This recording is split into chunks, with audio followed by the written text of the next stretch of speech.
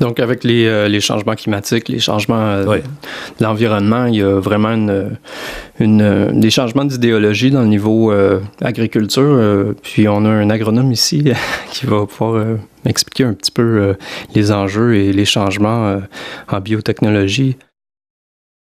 Conrad Bernier. Oui. Bonjour. Bonjour. Cette semaine, en tout cas, ça a été tout un parcours exploratoire dans le domaine de la science. Pour moi, je me suis rendu compte à quel point qu'on est avancé technologiquement, scientifiquement dans ce domaine-là. C'est quasiment utopique ce qu'on fait en ce moment, là. C'est après, dans les années 90, avec Clinton, le mapping du génome humain, puis les découvertes, les ordinateurs, comment ils sont exponentiellement plus rapides. C'était quoi l'autre technologie? Mais toutes ces technologies-là, ensemble, font en sorte qu'aujourd'hui, on est à un niveau incroyable de découverte scientifique. L'intellect humain ouvre des portes en ce moment. C'est assez incroyable. Même dans ton domaine, dans le domaine de l'agriculture, dans le domaine de la biotechnologie, c'est assez impressionnant. Là. C'est-à-dire que la biotechnologie s'applique à plusieurs secteurs, mais quand tu regardes au niveau de la médecine, biotechnologie en médecine, la biotechnologie aussi en engineering, c'est seulement tout ce qui se développe là. Tout ce qui se développe au niveau construction, métaux, matériaux, etc. Là, tout ça, il y a beaucoup d'utilisation de toutes sortes de molécules maintenant qui n'étaient pas présentes. Tu sais, comme un matin, j'écoutais ce matin un reportage sur la pyramide de Khéops. Est-ce que c'était avec... C'est pas Evelyne Ferron à Radio-Canada? Non. Non, OK. Je sais qu'elle, en ce moment, fait beaucoup de reportages à ce sujet-là. Là. À cause des gens de l'Université Laval qui sont dans la question de l'infrarouge puis des rayons. Ah, ils ont découvert des nouvelles pièces, c'est ça? Ils ont découvert une pièce qui personne n'avait vue dans Khéops. Mais c'est avec les chercheurs de l'Université Laval, tu sais. Pour vrai. Oui, c'est ça. Mais il y a aussi des gens de la Chine et des gens de la France, 4 pays impliqués là-dedans, dont le Québec. Fait qu'on n'est pas en retard sur les autres dans le développement, là. Il y a une fierté avec le Québec, à chaque fois que je vois des choses comme ça, des découvertes dans ce genre-là, là, c'est vraiment une fierté de voir le travail qui est fait là, par la communauté scientifique du Québec, là, puis aussi de tendre la main à l'international. Là. Je pense que c'est indispensable là, comme travail, puis de promouvoir le Québec, puis promouvoir les compétences, puis l'expertise. Là, Fait que là, c'est quoi que tu as fait? Ou bien c'est je ne sais pas sur quel thème tu veux aller. Là. On discute, puis je pense que les sujets s'amènent automatiquement. Là. C'est certain qu'il faut rester autour de toi, ton champ d'expertise. Là. Mais tu sais, on peut... moi, c'est certain que si tu veux me raconter des histoires d'université quand tu as étudié, puis comment tu t'es rendu où tu es aujourd'hui, puis qu'est-ce qui la passion qui a fait que tu t'es rendu où tu t'es rendu aujourd'hui, moi, c'est fascinant, des histoires comme ça, là, de connaître les gens... c'est peut-être un côté... je suis peut-être un peu anthropologue, c'est bon. Non, c'est ça. Je suis fasciné par les gens, leur histoire, qu'est-ce qu'ils font. Fait qu'on peut... moi, on saute d'un sujet à l'autre. C'est un peu ça, le format podcast. C'est un échange de connaissances, là. C'est sûr qu'à comparer à toi, je suis pas... je t'arrive pas à achever, là. C'est assez... Non, on a tous chacun notre bagage de connaissances, c'est sûr que c'est certain. Qu'on accumule au fur et à mesure des ans. Oui. C'est ça. Tu as commencé, tu as étudié, tu as fait une maîtrise 4 années, puis tu as rencontré des gens avec lesquels tu as travaillé, puis tu t'es retrouvé dans le domaine de l'agriculture. Est-ce que c'était quelque chose que toi, tu voulais faire nécessairement, de te retrouver dans ce domaine-là? Est-ce que c'était ça qui te...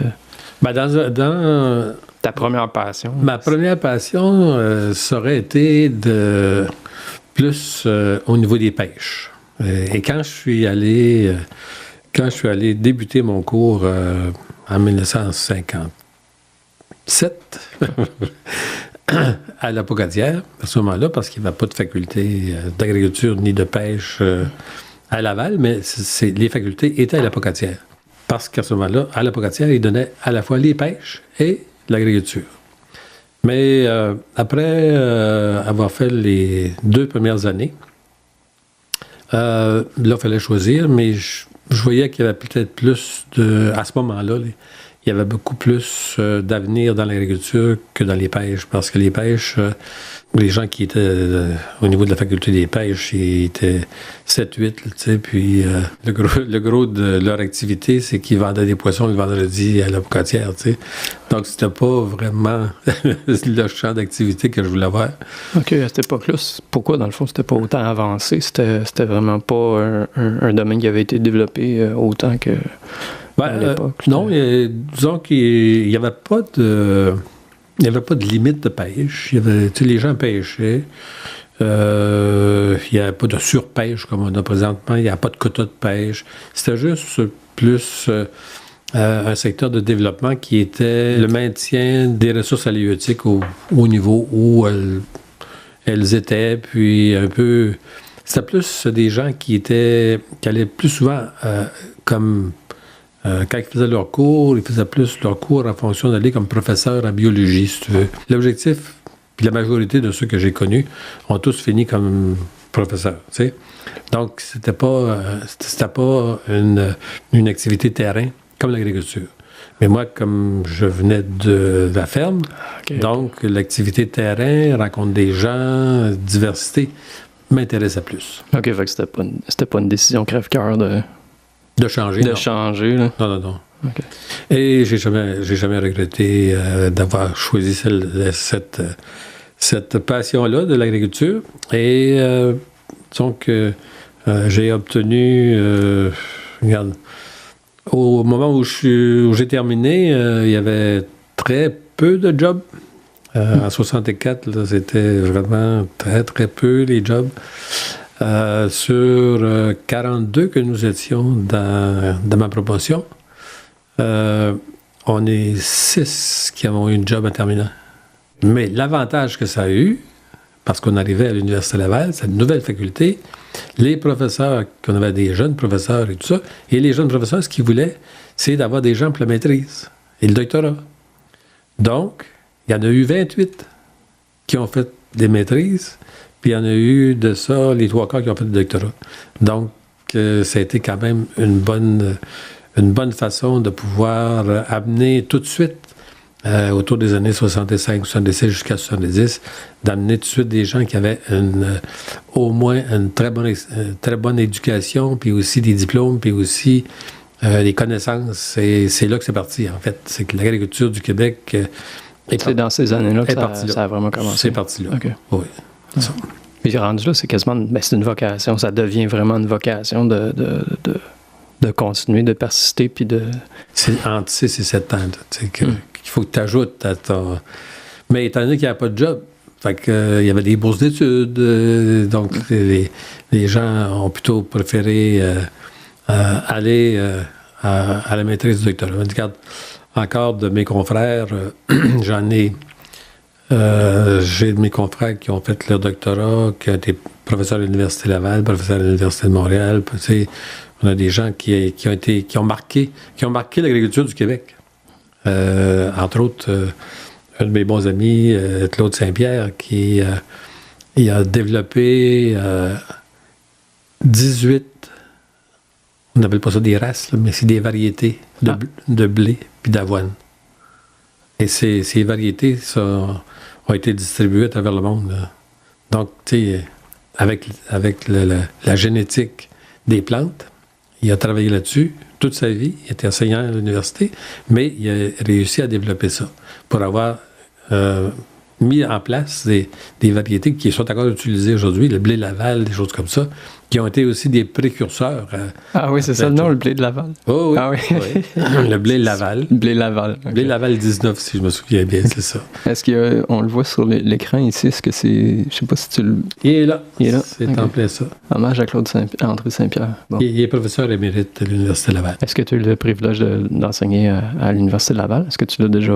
C'est quelque chose que tu as voulu faire? Ou? Oui, j'ai enseigné à l'Université Laval. J'ai eu l'opportunité de faire de l'enseignement pour une session. Une session, ah oui. Oui, c'est ça. Parce qu'il y a un professeur qui est dans le domaine de la bovine-boucherie et un professeur qui devait se présenter en janvier pour faire le cours, puis finalement, maladie, etc. Et je connaissais bien le directeur du département, puis il m'a dit « Hey, il dit Conrad, t'as-tu du temps de libre? » J'ai dit « Non. » Mais pourquoi? Ben, il dit « Je veux que tu viennes enseigner. » Ben, je dis « C'est correct, mire. » J'ai obtenu de mes patrons là, à ce moment-là, la possibilité d'enseigner un semestre. Et j'ai bien aimé ça. Oui. Ouais. C'est quand même un art d'enseigner. C'est complètement différent. Là. C'est l'interaction avec les gens. Là. C'est ça. Ouais. Mais t'es quand même t'es quand même un people person, excuse-moi l'anglicisme. T'es quand même une personne qui aime... Oui, de communication, oui, c'est ça. Ouais. Donc, habituellement, je suis assez près dans la communication. Ça fait partie de l'évolution de ton entreprise ou de tes activités entrepreneuriales ou tes activités, c'est vraiment essentiel. Est-ce que c'est? J'avais 27 ans quand j'ai eu fini ma maîtrise puis que j'ai pris la direction des productions animales au Québec. Il y avait 115 personnes sous ma responsabilité. Donc, la communication était vraiment la partie la plus importante que j'avais à faire parce que j'étais le plus jeune. Tous les autres, c'était des gens plus âgés, des gens près de la retraite et tout ça. Communication, persuasion, compréhension. Ça a toujours été des choses qui m'ont habité. Et après ça, au fur et à mesure que les gens ont quitté, dans les plus vieux qui quittaient, j'ai été remplacé ces gens-là par des gens qui avaient des potentiels. J'ai toujours dit qu'ils étaient meilleurs que moi. Donc, j'ai été chercher des gens qui avaient un potentiel qui était supérieur à ce que je pense que j'avais. Mais c'est important l'humilité. Hein? Mais mon défi, à ce moment-là, c'était de les accompagner pour qu'ils puissent continuer. Et aussi qu'on soit la meilleure équipe. Hein? C'est ça. Donc, c'est dans ce sens-là que j'ai appris à vivre avec les gens, communiquer avec eux, puis aussi donner des responsabilités. L'objectif là-dedans, c'est que les gens se sentent bien et qu'ils puissent se réaliser, qu'ils n'importe quel âge. Ouais. Et être capable d'évaluer leur capacité et aussi de ne pas leur en demander plus. Quand on sait la limite des gens, quand tu leur demandes ce qu'ils peuvent faire puis qu'ils sont contents de le réaliser, regarde, c'est gagnant-gagnant. Par contre, tu sais, aujourd'hui, quand j'ai eu fini un petit peu ma carrière au gouvernement, on était rendu au point où là, c'était la pression. Toujours demander plus aux gens. Puis quand tu demandes plus aux gens, parce que regarde, dans les années 70, là, des burn-out, là, le mot n'existait même pas. C'est depuis quand qu'on l'a? C'est depuis les années 80, 85, 90, là où on a commencé à mettre de la pression pour faire davantage aux gens qui n'avaient pas la capacité de le faire. T'sais, parce que c'est là qu'on voyait les gens décrocher, les burn-out, et tout ça. C'est quand tu pousses la machine humaine trop fort puis que tu ne leur donnes pas la possibilité de s'épanouir dans ses capacités, c'est là que tu perds un peu la bonne volonté de ces gens-là. Puis là, ben, ils ne donnent pas le rendement qu'ils pourraient te donner. Puis là, c'est dû... je ne veux pas faire nécessairement une analyse sociale, là, mais c'est dû à quoi? C'est ce genre de situation de stress-là dans le milieu du travail où tu sais qu'il y a vraiment de la compétitivité constamment. Ben, dans certains milieux, là, pas partout, là, mais je sais pas, y a-tu trop de monde? C'est contingenté, il y a trop de pas assez de demandes, puis il y a trop de monde, puis tout le monde se... Je sais pas, hein, ça serait quoi? C'est sûr qu'il y a des sociologues qui ont sûrement fait des études là-dessus. Là. Oui, je vais essayer de lire là-dessus. Puis, il y a sûrement des facteurs qui ont apporté ça. Il y a peut-être le mouvement vers les villes, peut-être, à quelque part. Oui, mais mécanisation aussi, développement, industrie, etc. Pousse pour pour être capable de produire à meilleur coût, tu sais, ce genre d'effet-là, Ouais. puis qui s'est répertorié par ça, même au niveau gouvernemental, au niveau des entreprises de gestion, ces choses-là, tu sais, c'est la performance, si on parle de performance, tu sais, mais il y a sûrement toute une belle étude sociologique à faire là-dessus. Pourquoi on est rendu là aujourd'hui avec des burn-out, là, tu sais, qui arrivent régulièrement dans toutes les entreprises. Puis là, la robotisation, puis en ce moment, il y en a, c'est le cas souvent, là, où c'est que les gens peuvent perdre leur emploi, puis je vais pas donner McDonald's comme exemple, là, mais c'en est un où c'est que tu rentres dans le restaurant, puis t'as un guichet pour commander, ou dans le domaine de l'automobile, t'as cette situation-là aussi, ça doit créer du stress pour l'être humain ou le travailleur, là, à quelque part. Ben, c'est sûr qu'à ce moment-là, c'est des gens... Ceux qui restent dans ces emplois-là, c'est des gens qui ont vraiment des capacités qui dépassent habituellement les niveaux requis. Et les autres sont obligés de faire des ouvrages qui sont peut-être moins intéressants puis moins payés. Donc, un peu de découragement aussi là-dedans. Il y avait un peu cette promesse-là utopique que je me méfie souvent, là, où c'est que justement ça, la robotisation, à laquelle on nous a promis peut-être que ça allait aider à la condition humaine. Puis, en parallèle, il y a cette idée-là aussi d'optimiser nos ressources de nourriture. Dans le véhicule actuel, tu as la partie robotique qui vient remplacer des gens pour des tâches manuelles qui sont très, très, très poussées. Par contre, au niveau agricole, au niveau agriculture, ça allait évoluer moins vite dans ce secteur-là parce que presque tout ce qu'on produit est quand même produit sur la terre, dans des champs, de façon aussi... c'était privé, dans le fond, l'automobile, c'est privé versus l'agriculture qui, à la base, c'était des fermiers, c'était des gens qui... Ouais. Tandis que là, la partie... secteur agricole, on a besoin du sol pour produire. Encore. Ça viendra peut-être autrement à un moment donné, mais on a encore besoin du sol. On a besoin... Puis aussi, ça se fait aussi aux aléas de température. Il fait beau, il fait chaud, il fait froid, il neige, et, surtout au Québec, là, dans notre climat, comme on le voit actuellement, avec la pluie, etc. Donc, tu sais, le secteur agricole s'est développé, mais moins vite. Ça s'est développé moins vite dans tout le secteur de production que sur la partie vraiment qui peut être plus mécanique là, dans ce qui est industriel. Par contre, l'avantage que l'industriel a apporté au secteur de l'agriculture, c'est que le développement des technologies qui ont été mises en place par le secteur industriel ont commencé à se servir aussi au niveau agricole pour améliorer les façons de faire. En disant qu'aujourd'hui, on est rendu que tu peux tout simplement mettre ton GPS dans le tracteur avec les coordonnées, avec une carte mémoire. Tu mets du gaz dans le tracteur ou du fioul dans le tracteur, tu l'envoies tout seul dans le champ. Et il va semer, il va labourer, il va récolter. Il va tout faire ça tout seul, juste avec des technologies qui ont été développées. C'est quelqu'un d'autre qui les a développées pour d'autres secteurs. Mais maintenant, ça a été adapté. Maintenant, elles sont adaptées au niveau agricole.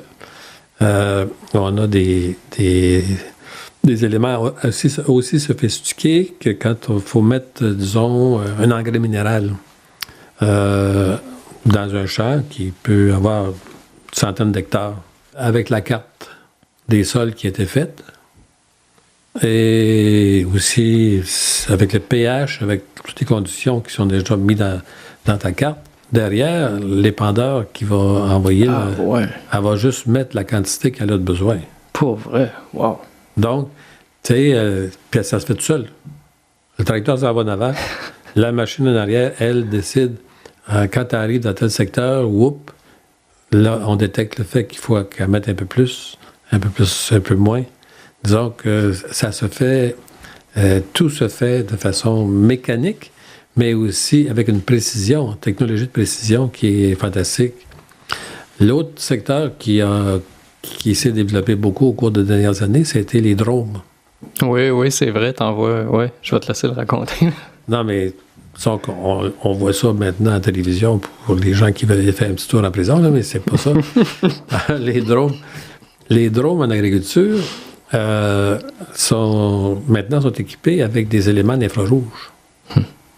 Et avec les drones, tu peux aller voir, le producteur se met sur le bord du rang, il envoie le drone, puis il va voir l'égalité de sa production. Est-ce que ça a levé de façon égale? Est-ce qu'il y a des endroits qui ont été moins productifs? Qu'est-ce qui s'est passé là? Est-ce que le drainage a bien fonctionné? Est-ce qu'il y a des drains bloqués? Donc, avec le drone, il s'en va, puis on voit exactement, il voit exactement tous ses champs, tout en restant chez lui. Donc, toutes ces technologies-là se développent au niveau agricole. D'abord, dans un destin, c'est d'utiliser le moins de pesticides, herbicides et fongicides. Puis là, c'est possible. Ça. Et ça se fait actuellement. Oui. On est là-dedans. On est dans cette mentalité-là, dans ce développement-là, pour rencontrer... Regarde, on sait qu'il y a eu des abus, mais là, on sait aussi que pour que la terre continue à produire, il faut la préserver puis la ramener à des notions d'agriculture durable plutôt que vraiment d'agriculture très productive. Mais tu sais, c'est ça, il y a encore du travail à faire, il y a encore à convaincre certaines personnes qui maintiennent ce statu quo-là parce qu'ils veulent garder leur argent, mais c'est inévitable qu'on transitionne vers quelque chose de durable là, parce qu'on n'a plus le choix. Là. C'est absolument nécessaire de le faire. Là. Oui, non, c'est... Puis c'est économiquement viable aussi. Là, c'est sûr que le nombre de fermes diminue, le nombre de personnes qui y travaillent diminue, on manque de main-d'œuvre, donc il faut qu'il y ait la mécanisation qui va remplacer. Mais cette mécanisation-là, elle est de mieux en mieux adaptée à des conditions qui sont beaucoup plus proches de l'agriculture raisonnée que de l'agriculture, disons, utilisation à outrance de pesticides, herbicides et tout ça. Ouais. Puis il y a les technologies hydroponiques aussi. J'avais vu quelque chose, je crois que c'était à Montréal. Tu avais 2 femmes qui avaient parti une entreprise pour faire pousser des champignons dans des espèces de seaux en plastique qu'ils avaient placés en colonne, puis ils avaient fait des trous, puis tu avais les champignons qui poussaient tout autour de cette tour en plastique là. Je sais pas si c'était fait comment, fibre de verre peut-être, je sais pas. Puis ils récoltaient ça, puis l'entreprise fonctionne super bien, d'après ce que j'avais vu dans le reportage. Je me souviens pas à quel endroit j'avais vu ça. Mais... En fait, ce qui se développe, qui va continuer à se développer de façon exponentielle, c'est l'agriculture urbaine. C'est sur les toits de maison, là, on va en avoir de plus en plus souvent. L'agriculture urbaine va se développer. Déjà, à Montréal, il y en a beaucoup. Il commence à en avoir à Québec. Aux États-Unis, il y en a beaucoup. Juste pour la question des bâtisses, le fait d'avoir du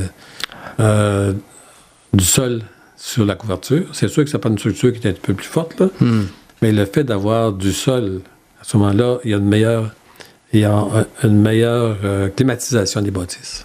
Ah, pour vrai? Ah ouais, c'est ça qui se produit comme phénomène? Oui, c'est ça. C'est que ils vont sauver entre 40 à 50 % de climatisation. Autant hiver qu'été, là. Ah ouais? Oui, parce que les couvertures, là, c'est pas chaud, ça, hein? Puis, c'est ça. Pourquoi est-ce qu'ils ont mis de la chaux là-dessus? Ils ont mis l'effet de corps noir. C'était pas super... on n'avait pas le choix, c'était la technologie qu'il y avait à l'époque. Là, ça. Mais là, actuellement, même tous les gros complexes qui se développent, et ils vont tous avec ce qu'ils appellent le système LED, puis ils mettent de la tourbe, puis, regarde, il y a des...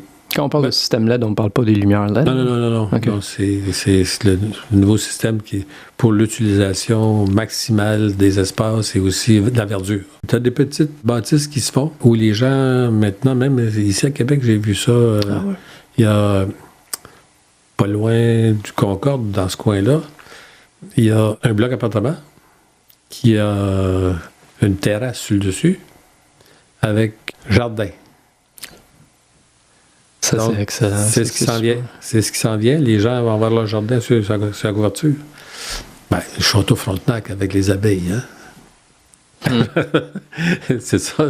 Les ruches du château Frontenac, ils sont sur la couverture du château Frontenac. Ça, j'avais parlé avec quelqu'un à propos des abeilles, puis supposément que les ruches qu'on installe sont pas nécessairement... Les gens veulent aider les abeilles, ils veulent investir là-dedans, achètent des ruches, vont commander des ruches, mais quand les ruches arrivent, t'as les spécialistes qui regardent les lieux, puis ils disent, ben, c'est parce que vous avez pas les fleurs, vous avez pas la flore nécessaire à accommoder ces ruches-là. Il va falloir que vous ajustiez en conséquence, là, parce que si vous achetez ces abeilles-là, ça coûte cher, puis il faut vous en occuper. C'est pas juste des avoirs, puis de bien paraître. Là. Oui. Non, mais disons que c'est actuellement l'agriculture urbaine, ça devient de plus en plus quelque chose de pertinent et ça va se développer. C'est sûr que ça va se développer de façon exponentielle au cours des prochaines années. Ah, je comprends. Parce qu'on n'a pas de sol, étant donné qu'on manque de sol parce qu'il y a des maisons qui se bâtissent. Donc, le sol qu'on a, c'est les couvertures. Ce qui nous reste, c'est les couvertures. Donc, tu sais, quand on fait un grand centre d'achat, c'est sûr qu'il y a des airs climatisés qui sont dessus, etc. Il y a des obstacles. Mais entre les obstacles, il y a moyen de les prévoir dans la construction pour faire des aménagements qui vont être plus adaptés à des conditions qui vont permettre une meilleure utilisation. En Hollande, j'ai vu une ville. Il y a une ville qui est complètement verte. Toutes les couvertures de maisons sont toutes vertes. En tourbe, tout en tourbe. Eux, c'est la superficie. Dans le fond, ces pays-là sont très à l'avance dans ce domaine-là de tout ce qui est durable, mais c'est la superficie du pays ou est-ce que c'est peut-être la politique qui est un peu différente? Je sais qu'ils gardent l'œil un peu plus que nous sur leurs politiciens, ou en tout cas plus qu'aux États-Unis. Mais je sais pas, faudrait que je vérifie, là, mais c'est des beaux pays à visiter. T'es allé là-bas? Oui. Ah ouais, t'es chanceux. Ça doit être tout un beau voyage, ça. Ils ont de moins en moins d'espace pour cultiver. Donc, tout ce qu'ils peuvent récupérer, ils le font. Et effectivement, des jardins communautaires, toutes ces choses-là, là, tu sais, la pelouse, là-bas, tu vois beaucoup de pelouses, c'est des fleurs. Des fleurs comestibles. Mais, tu sais, au lieu de nous autres avoir des pesticides pour Camelon. Oui, c'est ça. T'avais ça aux États-Unis, je pense qu'il y avait eu un problème, c'est que les gens, justement, commençaient à faire pousser des légumes sur leur pelouse en avant. Et je dis, mais j'ai un terrain, pourquoi je pourrais pas faire pousser ma propre... je sais pas dans quel état c'était, faudrait que je vérifie, mais il me semble que c'était aux États-Unis, puis ces gens-là, il y en avait, je pense même, qui s'étaient fait interpeller par la police dans leurs activités, puis ils faisaient juste pousser des légumes sur leur terrain en avant. Saint-Hyacinthe. Saint-Hyacinthe, pour vrai? Oui, à Saint-Hyacinthe. Okay. Bon, plus près de chez nous. Il y a quelqu'un qui, à un moment donné, la ville lui a interdit de mettre des légumes sur sa pelouse. Mais disons que ça change un peu, parce que là, c'est sûr que il y a différentes lois, là, différentes réglementations municipales qui commencent à laisser les gens un peu plus libres. T'sais, interdire de faire des jardins là, en ville, voyons. Quand t'as le terrain qu'il faut pour ça, en tout cas, c'est ça, si ça vient pas détruire l'infrastructure de l'édifice, ça cause pas des problèmes de poids ou quoi que ce soit, je veux dire, on devrait avoir des permis qui permettent de le faire, s'il y a lieu. Ah ouais, non, c'est cultiver des champignons, ça, c'est ça que tu parlais tantôt. Ouais, c'est ça, faudrait que je relise, là. Je me souviens pas de leur nom, j'aimerais bien leur en parler avec leur nom, là, mais ça, c'est super, qu'est-ce qu'ils font. Puis c'est aussi, ça sort de l'idée d'avoir à faire affaire avec une grosse corporation qui t'amène la nourriture. Tu peux faire ça chez vous, c'est...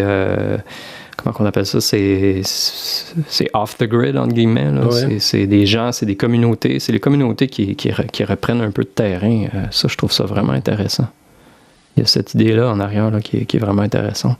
Dans tout ce qu'on a, tout ce qui se développe actuellement au niveau agricole, il y a une chose qui qu'on voit de façon importante, c'est que c'est la sensibilisation des gens à dire, ben regarde, pour continuer à vivre, il faut manger. Et si on est 9 milliards en 2050, la Terre, elle grossit pas, là. Même à la petite, parce qu'il y a plus de monde qui y habite, donc il y a plus de maisons, il y a plus de terrain qui est accaparé par les bâtisses. Donc, ce qu'il faut, c'est trouver des moyens, et tous les moyens qui vont survenir, arriver, etc., pour faire pousser des aliments. Ça va tout devenir en application. Là, c'est sûr que on va essayer par tous les moyens, essayer de récupérer le maximum de terre possible pour faire vivre le monde. Parce que l'objectif, c'est de faire vivre les gens qui sont sur la Terre. Hein. On n'est pas tout à fait rendu à Mars encore. Ni cultivé dessus. Ben, déjà, ni sur la Lune. Ouais. Ben, le quota, c'est le mois d'août à chaque année. C'est avant même de faire le tour de l'année. Rendu au mois d'août, on a déjà le quota de nourriture qui sont consommés sur la planète. Est-ce qu'il y a une limite de monde qui peut avoir sur la planète? Non, il n'y a pas de limite. La seule limite qu'il y a, c'est changement de mentalité. De tout ce qu'on appelle classification, inspection. Oui, parce que c'était basé sur des ressources infinies avant. La mentalité, depuis la fin de la Deuxième Guerre mondiale, avec les États-Unis qui ont pris le contrôle de tout ça, c'était que les ressources sont infinies, puis il n'y a pas de problème, on peut faire ce qu'on veut, puis jeter nos déchets, puis ne pas se soucier de l'environnement. Mais 50% de ce qui est produit encore aujourd'hui est jeté. C'est pas parce que c'est pas bon. Il y a des supermarchés ici à Québec, Montréal, tout ça, qui pourraient... ils font un peu. Donner aux institutions il y a des gens qui en ont besoin. Des moissons Québec, moissons un peu partout, moissons Montréal, mais aller faire un tour dans les containers derrière, concernant les fruits et légumes particulièrement. Et aussi des cannages, des cannes de tomates là, avec des péremptions, tu sais. En fait, quand on sait que tout ce qui a été bien scellé, quand tu as une date de péremption dedans, là, pourquoi qu'il faut que tu la jettes? Il peut y avoir... C'est ce genre de choses-là, quand on disait, c'est dangereux, mais il faut vraiment voir qu'est-ce qui est dangereux et qu'est-ce qui ne l'est pas. On détruit actuellement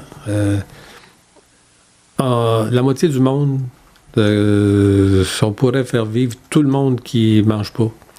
3 fois par jour, avec juste qu'on jette. Mais les chaînes de magasins qui vendent des belles carottes droites, là, tu sais. Déjà coupées, déjà... Tu sais, ils veulent que cette belle carotte-là, dans le pactage, soit ça. Mais le producteur, lui, quand ça sort du champ, il y en a autant qui sont pas droites comme ça. Qu'est-ce qu'il fait avec? Il fait des tubes et il s'en va au vidange. Oui, mais elles sont pas belles, ces carottes-là. Qui c'est qui en voudrait? Elles sont pas belles. Mais comment est-ce qu'ils peuvent... Ça peut-tu servir pour faire de la soupe, pour faire de la sauce à spaghetti, pour faire toutes sortes d'autres choses? Hein? Mais non, parce que les autres veulent utiliser encore les mêmes carottes. Fait que, tu sais, puis pour les chaînes de magasins, mais là, en France, eux autres, ils ont compris, là, et ça s'en vient. Là. Ouais, les Français ils ont toujours été en avance un peu là-dessus. Ouais, hein. Le slow food, il y a des endroits où tu peux acheter... des endroits que tu peux acheter des aliments qui ne sont pas parfaits à un prix différent. Mais tu peux pas demander... Tu payes pas pour l'esthétique, là. Tu peux pas demander au magasin, dans les politiques des magasins qu'on a ici, là, on a juste quelques-uns.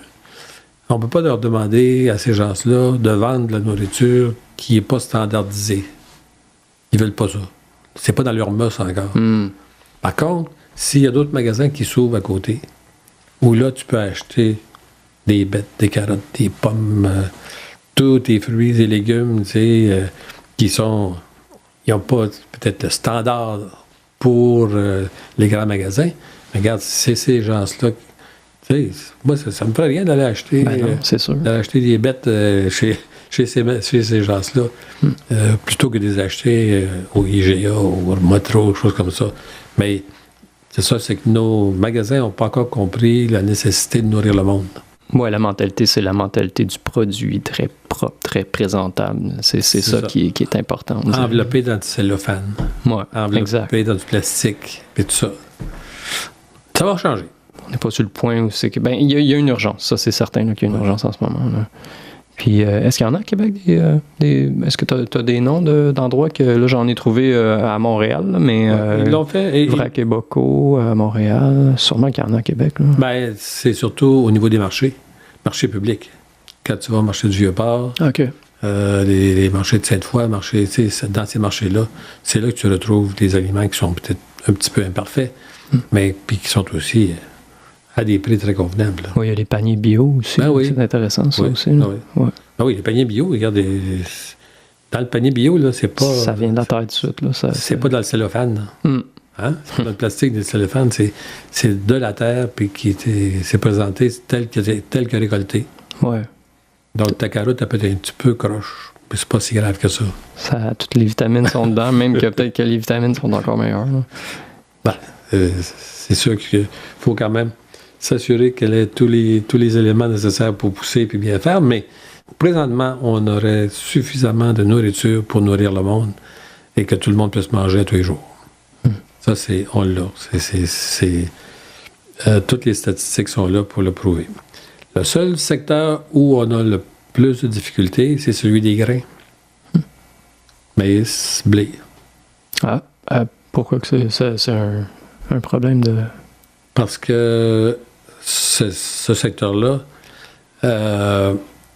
est beaucoup plus touché par les aléas climatiques. Donc, comme cette année, avec ce qui s'est produit en Californie. Les feux de forêt? Les feux de forêt. Oui, les feux de forêt. Ce qui s'est produit aussi au printemps en Colombie-Britannique. Les feux, puis après ça, inondation. J'aurais dit en une bière québécoise, là, j'ai failli à mon... Non, c'est juste pour... pour agrémenter, c'est ça. Agrémenter, c'est ça. Ouais. Ah, oui. Mais c'est une bonne bière. C'est la bière, en fait, c'est la Innocent Gun qu'on a dégusté durant ce podcast. J'apprécie vraiment que tu aies pris le temps de me parler. En tout cas, t'es occupé quand même. Tu me dis que t'es à la retraite, mais ton téléphone sonne plus que le mien. T'es pas à la retraite, là. Tu travailles quand même. C'est juste que t'as fini le gouvernement, mais je veux dire, tu continues à travailler, là. T'es un passionné, là. T'es pas... Ah non, j'ai pas vraiment arrêté. Puis j'arrêterai pas. Le travail, ça permet de rester en santé puis de rester... c'est-à-dire que moi, ce que j'aime, ça a toujours été comme ça, c'était m'investir dans ce qui est nouveau. Tout ce qui est nouveau. Ça me fait plaisir d'embarquer là-dedans, de mieux connaître, de voir qu'est-ce que je peux apporter, les connaissances que j'ai acquises dans d'autres domaines, comment est-ce qu'on peut les transférer, comment est-ce qu'on peut mettre en place, disons, différentes façons de faire pour arriver à mieux faire les choses. Ça, et l'amélioration. Comme par exemple, s'il n'y avait pas eu l'Internet, je peux pas imaginer qu'est-ce qui se serait passé si on n'avait pas eu l'Internet à tous les niveaux là, pour communiquer puis retrouver cette essence-là de communauté avec les autres êtres humains, de se parler puis d'échanger des idées à la vitesse qu'on peut le faire maintenant. C'est essentiel, justement, ce domaine-là, surtout. Là. Oui, mais regarde, je reçois... tu dis que le téléphone sonne, oui, c'est vrai. Tantôt, j'ai eu un message qui venait du président de l'Association panaméricaine. Disant qu'un des collègues de l'association vient d'être reconnu avec, disons, grande reconnaissance agronomique pour son implication au niveau de l'Amérique centrale. Et c'est M. Angelo Petonetto. Ah, OK. On peut peut-être aller voir sur Internet, justement, voir si... Peut-être, oui. Je sais pas si... Est-ce que ça a fait les nouvelles déjà? Ça l'a fait au niveau panaméricain, c'est ça. OK. Angelo Petonetto. Je suis en constante relation avec tous ces gens-là au niveau panaméricain. Ça n'aurait jamais été possible il y a quelques années. C'est ça qui est, c'est ça. Incroyable. Ouais. Non, c'est... Donc, tout ce qui se passe, comme au mois de juin, au mois de juillet, il y a eu un gros feu aussi en Bolivie. J'ai eu les photographies du feu, immédiatement. C'est comme si t'es là. C'est ça. Comme si donc, on suit le développement. Je suis toujours à l'affût de ce qui se passe au niveau panaméricain, étant membre de l'Association panaméricaine. Donc, puis aussi des bons faits d'armes. La même chose que la semaine passée que j'ai reçu par l'APIA, par l'AMIA, l'Association mondiale des ingénieurs agronomes. La lettre du pape François qui indiquait qu'il avait reçu de la World Agronomist Association, en fait l'AMIA, il avait reçu la déclaration, la charte universelle des agronomes. Et il remerciait les gens de cette position-là qui avait été honoré, lui, de recevoir ça. Donc, c'est ça. C'est juste le pape qui m'a écrit. Rien. Non, j'ai reçu l'information en même temps, tu sais, que tous les autres dans notre domaine. Tu sais, et effectivement, sa lettre est là, tout exactement avec sa signature. Donc, tu sais, c'est sûr qu'il y a quelques années, on n'avait pas ça. Aujourd'hui, c'est ça la beauté de la communication mondiale. Tu sais, au fur et à mesure, quelque chose d'intéressant qui se passe, on le sait, comme je te mentionnais tantôt par rapport à ce qu'ils viennent de découvrir au niveau de la pyramide de Khéops.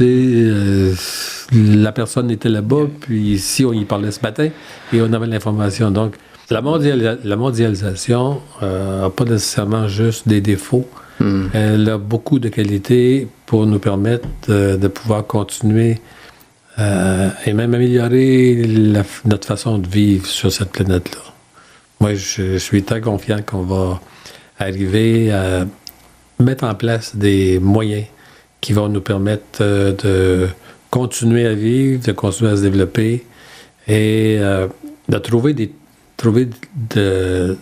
par l'entremise de la biotechnologie, non pas de modification génétique, mais disons que juste de techniques qui vont nous permettre d'avoir plus de productivité, plus d'aliments sains, plus de choses à se nourrir. Mais notre alimentation, au fur des prochaines années, va changer aussi son aspect. On va aller moins vers la production de viande, mais on va aller plus vers la production de végétaux, parce qu'il y a plein de végétaux qu'on ne connaît pas encore ou qui sont très peu connus, qui vont devenir des aliments très, très, très intéressants pour continuer à nourrir le monde et qu'on va pouvoir développer. Mais qu'on va pouvoir cultiver au Québec. Il y a des produits qu'on ne pouvait pas faire il y a quelques années, mais aujourd'hui, qu'on est capable de les faire produire parce qu'on a plus de chaleur, on a plus d'humidité. Donc, c'est tout un secteur qui est à développer. Ça donne espoir. C'est ça, je reviens sur le fait que je me suis beaucoup informé, puis j'invite les gens à aller s'informer aussi à propos de la biotechnologie, puis de voir les avancées technologiques, scientifiques. Ça donne espoir, là, vraiment. Là. C'est dommage, j'aurais tellement plein d'autres questions. Je sais que tu as été vraiment quelqu'un qui a fait des choses incroyables au Québec dans le domaine, dans les domaines que tu as touchés, puis je suis vraiment... content que tu aies pris le temps de venir me jaser aujourd'hui. Puis merci beaucoup, Conrad Bernier. Merci sincèrement d'être passé. On pourra reprendre ça au printemps. Ben, tout à fait. Puis est-ce que tu voudrais seulement que promouvoir peut-être les prochaines activités, les choses que les gens devraient peut-être, des événements auxquels tu vas participer, ou est-ce qu'il y a quelque chose que tu veux mentionner? Au niveau de l'association mondiale, la WAA, World Association of Agronomists, en fait, c'est la MIA. L'événement majeur, c'est en 2019 aux chutes Iguaçu. Mais par contre, en 2018, le congrès de l'Association panaméricaine, c'est à San José, Costa Rica. Merci beaucoup. Okay. Merci encore, Conrad Bernier. Merci beaucoup.